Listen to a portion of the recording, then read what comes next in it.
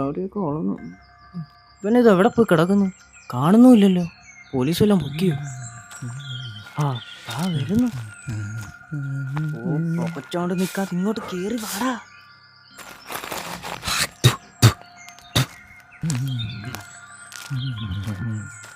നീ എന്താ താമസേ? ഫോൺ വിളിച്ചിട്ട് എന്താ എടുക്കാഞ്ഞ്?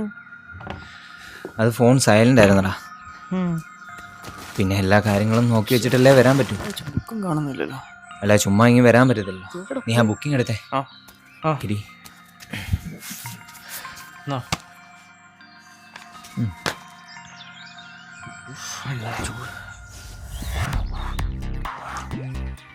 നീ പ്ലാൻ പറ. 2 നില വീടാ. അടുക്കള ഭാഗത്ത് നിന്ന് വലിഞ്ഞേറിയ മുകളിലേക്ക് എത്താം. അവിടെ ഒരു റൂമുണ്ട്. അവിടെ നിന്ന് നേരെ താഴോട്ടിറങ്ങും.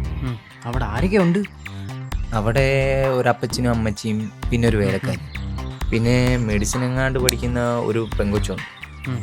പിന്നെ 2 ദിവസമായിട്ട് അവിടെ ആരും കണ്ടിട്ടില്ല. ഓ ഉറപ്പാണോ?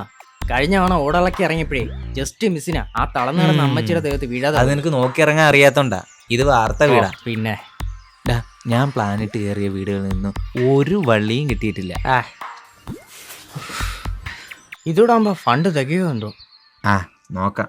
ഇല്ലെങ്കിൽ 2 വീടും കൂടെ അങ്ങ് കയറും. അത്ര തന്നെ. 2 വീടോ? എന്നെ കൊണ്ടൊന്നും വയ്യേ. എന്നാ പിന്നെ നീ പഴയതുപോലെ കാറ്ററിങ്ങിനും പോയി PSC എഴുതി നടക്കടാ. ഓ ബികോം കാരനായ നിനക്ക് ഡെലിവറി ബോയ് ആകാമെങ്കിൽ +2 കാരനായ എനിക്ക് കാറ്ററിങ്ങിനും പോവാം. അത് ആ പണി ചെയ്ത് കിട്ടിയത് തികയാത്തത് കൊണ്ടല്ലേ നമ്മൾ ഈ പണിക്ക് ഇറങ്ങിയത്. എന്തേലും ആവട്ടെ. ഈ പാവമൊക്കെ എവിടെ കൊണ്ട് തീർക്കുന്നുണ്ടോ? എന്ത് പാവം? ഉള്ളവനെ കൊണ്ടേ ഇല്ലാത്തവന് ജീവിക്കാൻ പറ്റൂ. പിന്നെ നമ്മൾ ആരുടെ സ്വർണവും പണവും ഒന്നും മോഷ്ടിക്കുന്നില്ലല്ലോ. എന്നാലും ഒരെന്നാലും ഇല്ല. നമ്മൾ പണക്കാരാകുമ്പോൾ കുറച്ച് ചാരിറ്റി അങ്ങ് ചെയ്യും. പിന്നെ കുറച്ച് ദേവാലയങ്ങൾക്ക് അങ്ങ് കൊടുക്കും. ഒന്നാ പാവം തിന്നാ തീരുമെന്നാ. എങ്ങനെങ്കിലും വിസയ്ക്കുള്ള പൈസ കിട്ടിയിട്ട് വേണം ഒന്ന് ദുബായിലെത്താൻ. ദുബായി പോയി പണിയെടുത്തിട്ട് വേണം ലൈഫ് സ്റ്റൈലൊന്ന് മാറ്റാൻ. ഒരു അപ്പാർട്ട്മെന്റ് വാങ്ങണം, ഒരു കാറ്, കല്യാണം. നമുക്കങ്ങ് സുഖിക്കണം. വരുവാ. പെങ്കൊച്ചു മാത്രമുള്ള വീടെന്ന് പറഞ്ഞിട്ട് ബൈക്കൊക്കെ ഉണ്ടല്ലോ. പെങ്കൊച്ചിന്റെ ബൈക്ക് ഓടിച്ചൂടെ?